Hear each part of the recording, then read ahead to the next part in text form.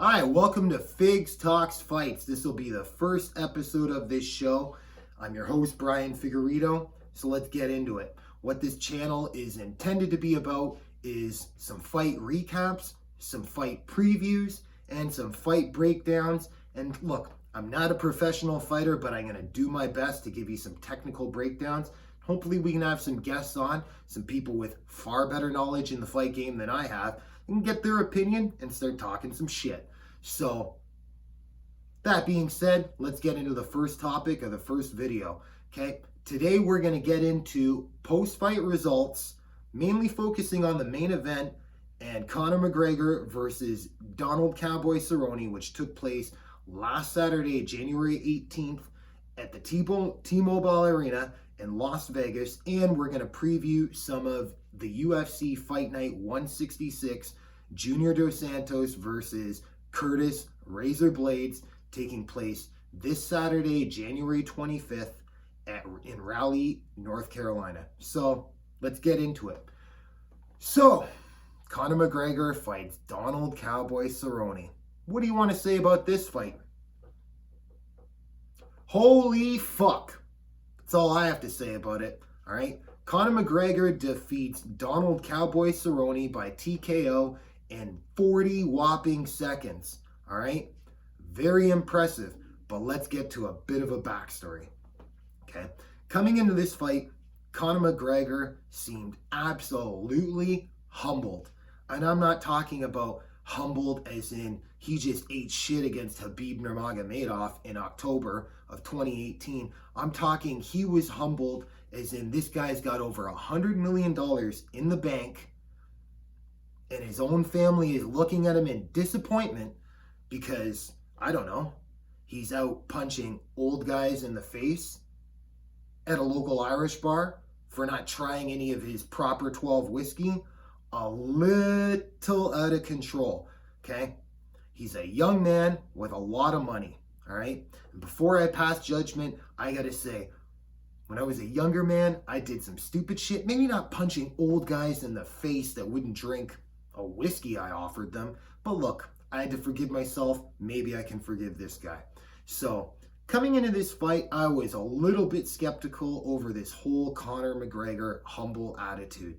Is this a PR move? Is he trying to win fans over like myself, who since the Mayweather fight have been looking at him like, you treat people like shit. I don't know if I can support you anymore, okay?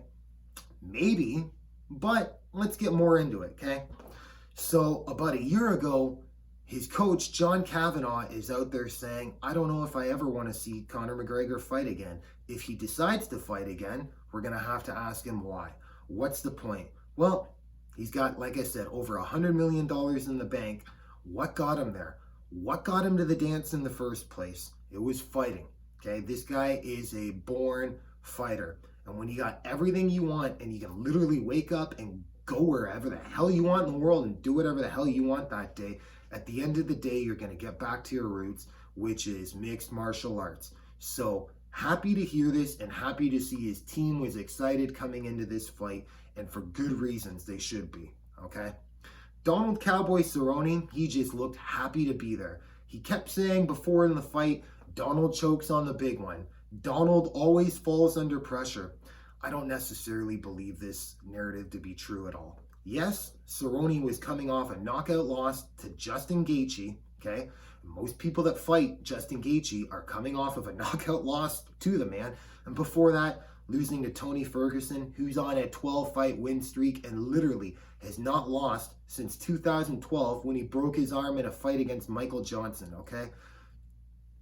This isn't a bad record, okay? Besides, Conor's also coming off a loss to Khabib Nurmagomedov, which everybody loses to Khabib, and also Floyd Mayweather, another undefeated guy that beats absolutely everybody. So pairing these two guys up, in hindsight, was actually a great idea, all right? Great opportunity for Donald to actually get the big fight win, and a good opportunity for Conor McGregor to have a legitimate challenge, somewhat of a favorable matchup, but still a dangerous fight nonetheless. So let's get into what happened.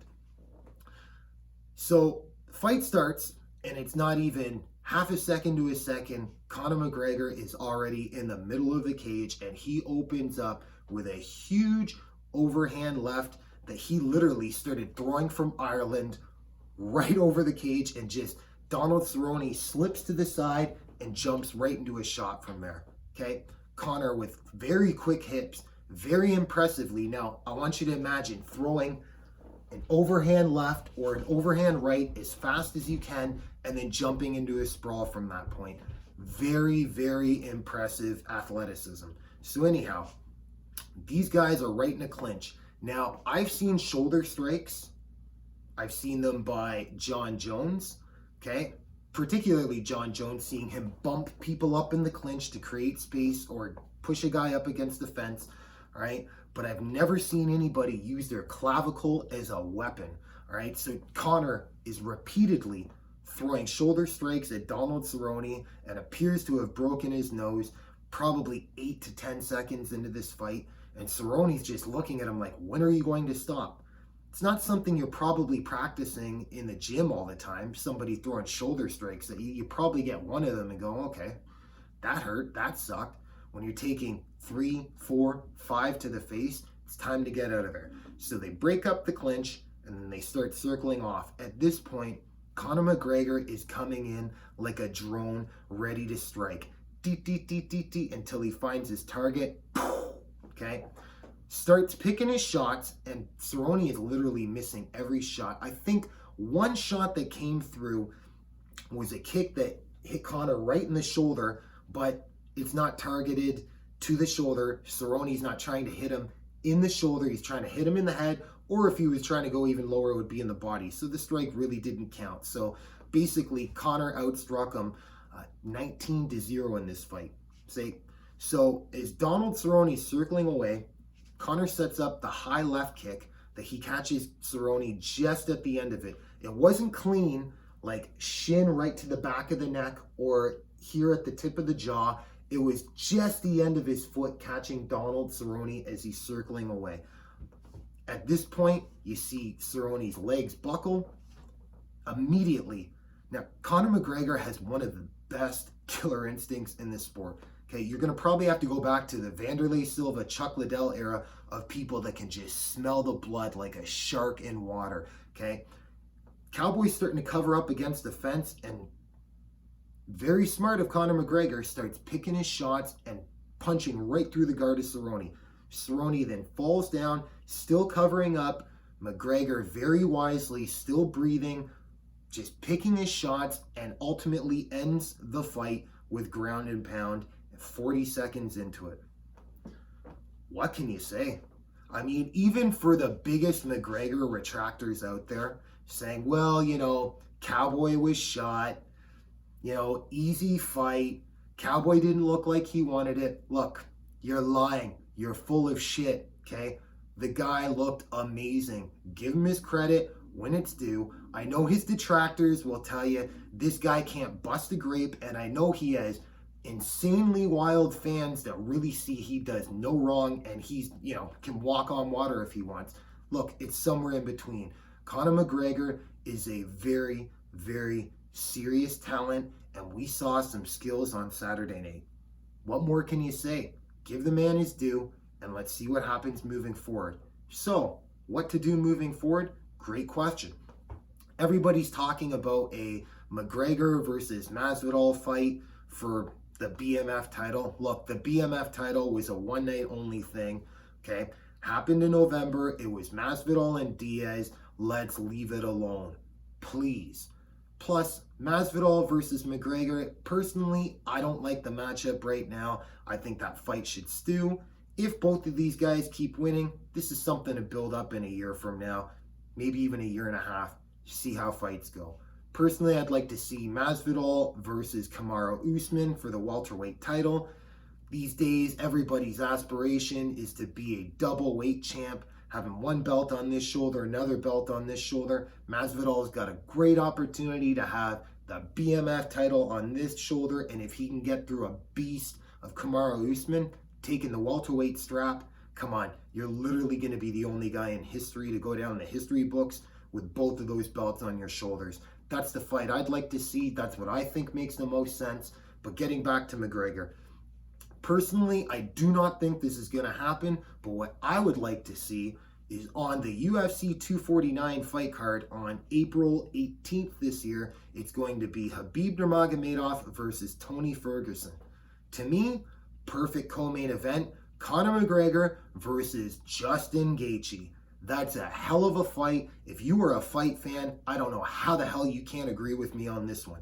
Now, if you would have told me 4 months ago when Justin Gaethje was coming off a win against Donald Cowboy Cerrone in Vancouver of September last year, okay, knocking Donald Cerrone out pretty much cold, I'd probably be all over the Gaethje train.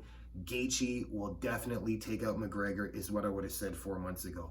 Coming off this fight last week, I don't know. McGregor seems to be focused. He seems to be humbled. That's the fight to make. Are they going to put Conor McGregor in a co-main event spot on a pay-per-view that's already going to sell anyways? Look, I'm not here to talk about business interests of the UFC, okay? This organization is worth multi-billions of dollars. I don't give a shit about their bottom line. I'm a fight fan, and that's what I'd like to see. But probably not going to happen. Make it happen anyways. Please, all right? Anyhow, the fight that they're probably going to go with is the Diaz-3 rematch. I don't really have a problem with this. I mean, Nate Diaz clearly got the best of Conor McGregor the first time around. Okay, and that's where we started to notice Conor McGregor starts to fade 8 minutes into a fight. Okay, Nate Diaz getting the rear naked choke and getting the upset of the year, and then Conor McGregor turns around and gets the decision off of Nate Diaz in a rematch 4 months later. Okay, I understand there's some controversy about who won that fight, who got the decision, but rewatch the fight again. Okay, yes, it was close. Yes, Diaz did take over in the 5th round, and he definitely won the 3rd round, but I think McGregor came back in the 4th, and the first 2 rounds was pretty much all Conor. So, you know, time for the rubber match. What a great opportunity to do it. You could also do that in a pay-per-view coming up in May. All right, as I said, it's not my interest to see what's best business for UFC. I just want to see some great fights. So, anything else to talk about coming off the UFC 246 card? Holly Holm defeats Raquel Pennington for a 3-round unanimous decision. Now, some of you may or may not remember that Holly Holm made her UFC debut in February 2015 against Raquel Pennington on a fight that I actually think Raquel, if you told me Raquel won that fight, I'm not going to argue with you. It was a split decision. It was close, and Holly didn't really look all that impressive going into it. So this fight was nothing like that fight. This fight was pretty much, I don't want to put fighters down or anything, but completely boring, okay? I felt like maybe I need to make a coffee halfway through this fight because Holly is just holding Raquel against the fence, and she didn't have an answer for it. Now, Holly Holm being a world-class and a former world boxing champion, okay, and a world-class kickboxer, you're probably not going to spend too much time training about getting off of the fence, getting those double underhooks in, spinning off the cage, and then getting back to the center of the ring to be able to let your hands go. Holly did not let her have that opportunity for one moment. So as much as I may shit on the fight and say I was bored as a spectator, great game plan. She got the job done. What more can you say? So congratulations to Holly Holm. You keep finding ways to win. Good for you. What's next for her? Personally, I don't think she's going to be getting an Amanda Nunes rematch anytime soon. And since Germaine Durandamy just came off a loss to Amanda Nunes, and these two fought together before, famous for the first inaugural featherweight female title, okay, with Durandamy winning just by razor thin on the scorecards, and also throwing a couple of late blows after the bell in that fight. I say make that rematch. See what happens. Okay, another fight I'll highlight off that card was Anthony Pettis versus Diego Ferreira. Okay, what do you want to say about this fight? Diego looked great. This is now 6 wins in a row for him in the lightweight division, the 155-pound division. I mean, you can look at any organization anywhere in the world, the regional circuits to the big shows, the 155-pound division is always stacked. To get 6 wins in a row in the UFC, nonetheless, very impressive. Slow clap. Take my hats off to you, Diego Ferreira. All right. Now, Anthony Pettis. He's now coming off of 2 losses. The other loss being to Nate Diaz back in August of 2019. And now this one, losing in the first round by rear naked choke. It looked more like a neck crank to me, but like I said, I'm not a professional fighter. Just the choke didn't seem quite under the chin where both of his arteries were clogged and the blood was going to get cut off to his brain. It looked like he was getting twisted and the pressure was so strong on his chin, he just wanted out of there. I don't blame him. But Anthony Pettis at this point, what do you want to say? This guy was on the Wheaties box, all right, going back 5 or 6 years ago. And before he fought Rafael dos Anjos, most experts in the game were saying this guy's going to be ahead of the welter or the lightweight 155-pound division for years to come. Didn't happen. I must say, Anthony Pettis is probably the most skilled and talented fighter in the UFC with the worst record. And I mean that very, very respectfully. So, what's next for Anthony Pettis? Honestly, I don't think he should be fighting anybody in the top 10. He should probably regroup and get himself somebody a little bit, not coming up. He just fought Diego Ferreira. You got to give the guy a lot of respect for taking the fight. Anthony Pettis has a really big name. Diego Ferreira doesn't. This was the opportunity for Diego to shine under Anthony Pettis' name. So, don't give him a layup. It's the UFC. Layups don't exist in that organization.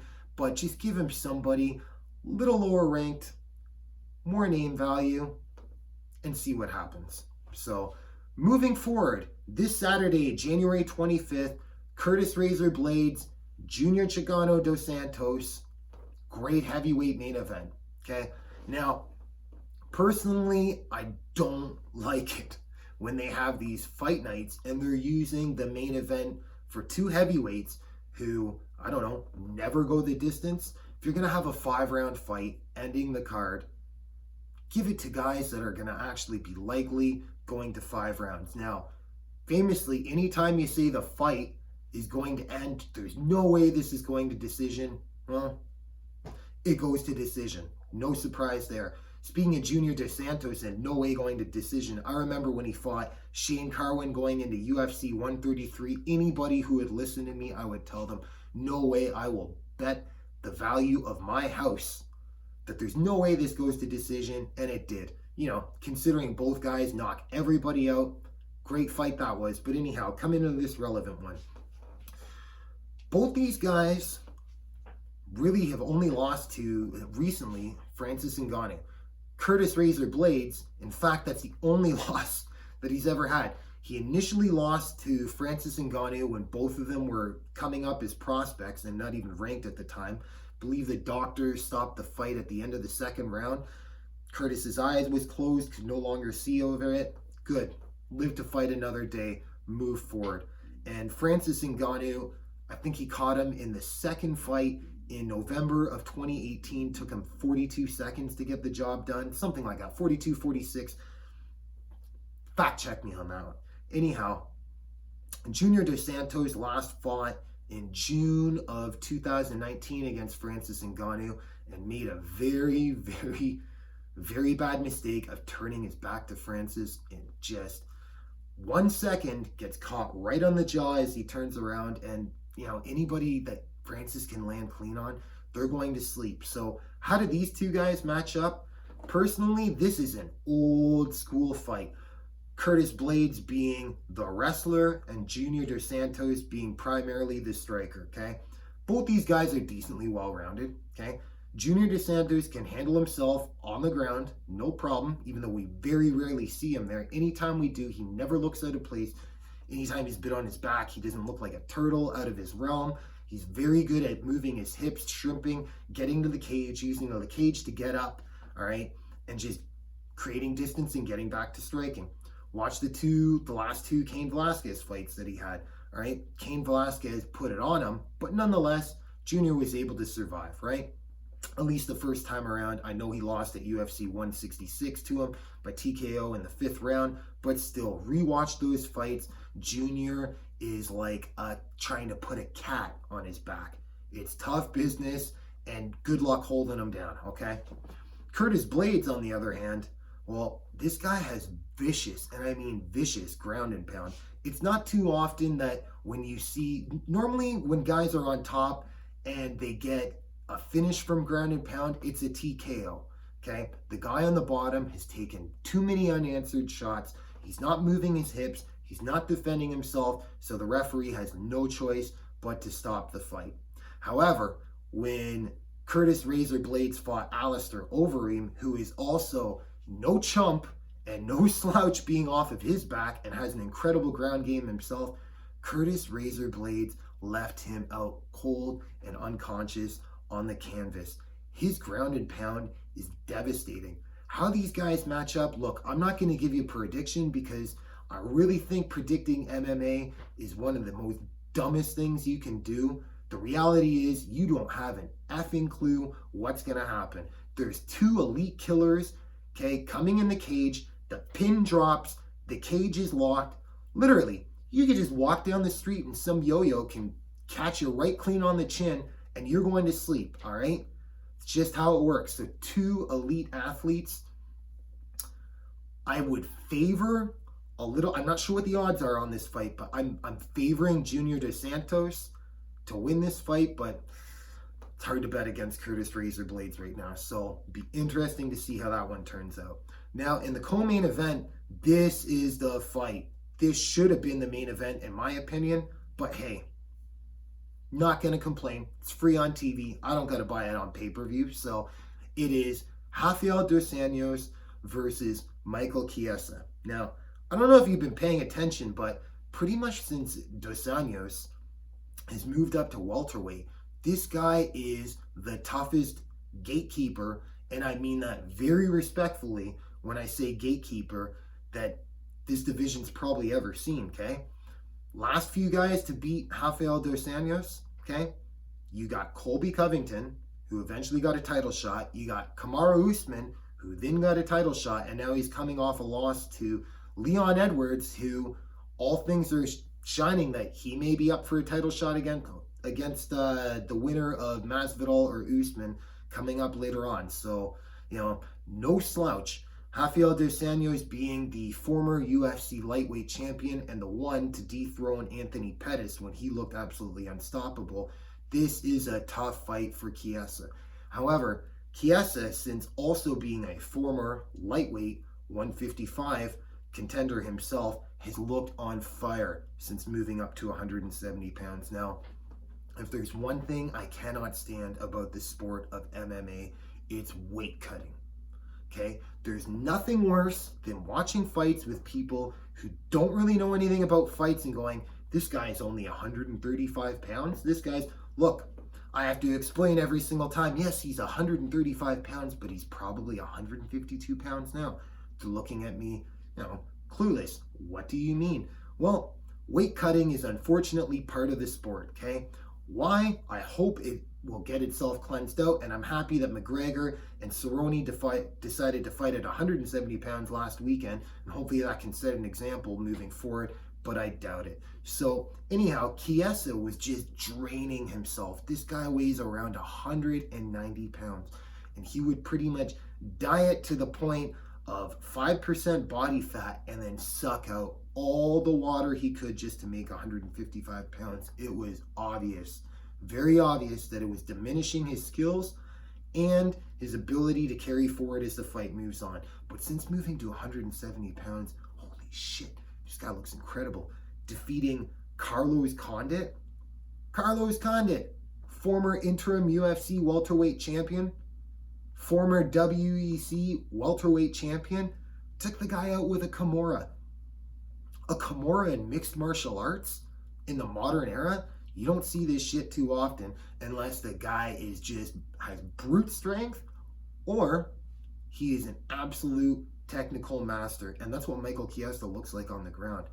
Rafael Dos Anjos, though, this guy is a legitimate black belt in Brazilian Jiu-Jitsu. I'm not talking about some of these guys that, they showed up to the gym for so long and then fine, hand him his black belt. I'm talking about this guy came up with serious credentials and earned his way up for those stripes. So how these guys are going to match up is going to be very interesting.